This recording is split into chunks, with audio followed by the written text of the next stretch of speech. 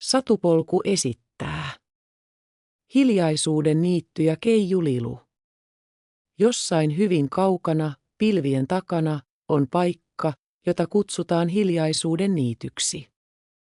Sinne ei voi matkustaa autolla. Sinne ei voi kävellä. Sinne pääsee vain sulkemalla silmät. Hengittämällä sisään.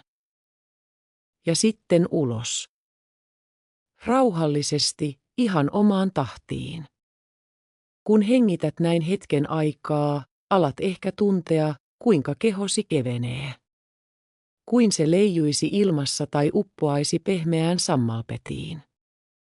Ja juuri silloin, kun kaikki ympärillä hiljenee, sinä saavut hiljaisuuden niitylle. Se on suuri, vihreä alue, jossa ruoho on pehmeää kuin sametti. Kukkien värit ovat hentoja ja keveitä kuin ne olisivat syntyneet unesta.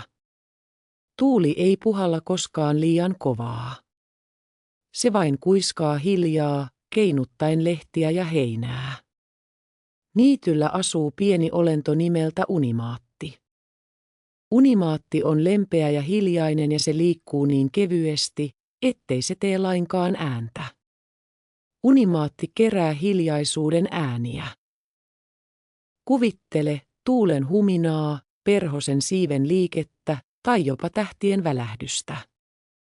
Niitäkin voi kuunnella, jos malttaa olla ihan hiljaa.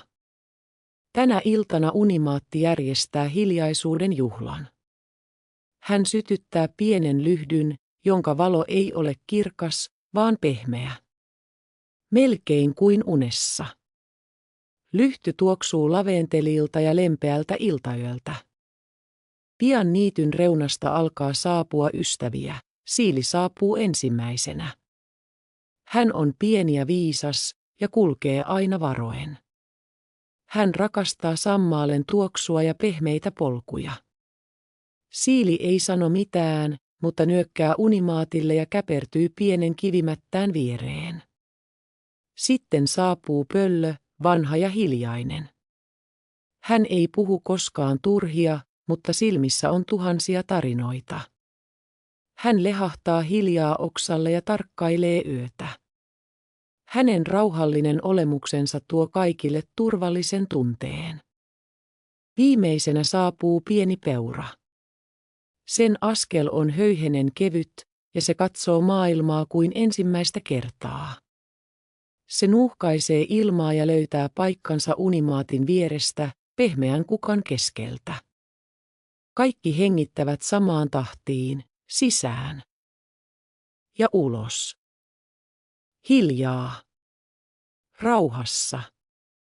Silloin tapahtuu jotain ihmeellistä. Ilmassa alkaa leijua kevyttä valoa. Hopeanhohtoista, hentoa kuin tähtipöly. Se ei häikäise, vaan lempeästi valaisee niityn ylle laskeutuvan usvan. Ja valosta laskeutuu Keiju-Lilu. Lilu on pieni ja rauhallinen keiju. Hän ei lepattele kiireesti, vaan liikkuu kuin höyhen ilmassa.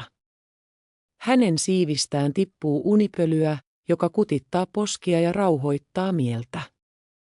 Lilu ei sano mitään, hän vain hymyilee, ja kaikki ympärillä tuntuu heti levollisemmalta. Lilu alkaa kulkea niityllä. Hän käy jokaisen luona ja pysähtyy hetkeksi. Hän koskettaa sormellaan kevyesti siilin selkään. Siili haukottelee pitkään ja käpertyy pienelle sammaltyynylle. Hän koskettaa pöllön siipeä ja pöllö sulkee hitaasti silmänsä, hengittäen syvään. Hän pysähtyy peuran eteen ja nojautuu lempeästi sen otsaa vasten. Peuran silmät ummistuvat. Lopulta Lilu istuu unimaatin viereen. He katsovat toisiaan ja nyökkäävät hiljaa. Kaikki on valmista.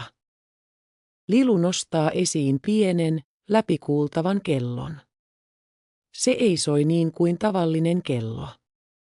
Sen ääni ei kuulu korviin. Sen ääni tuntuu sydämessä. Se on rytmi, joka sanoo, on aika levätä.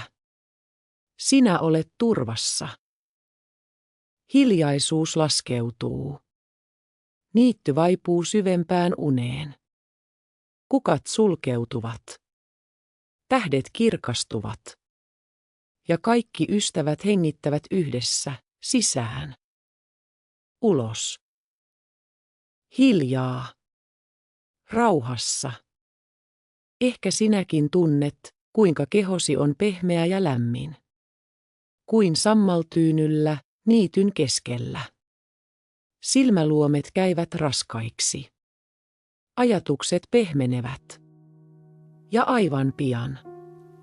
Sinäkin olet osa hiljaisuuden niittyä. Hyvää yötä.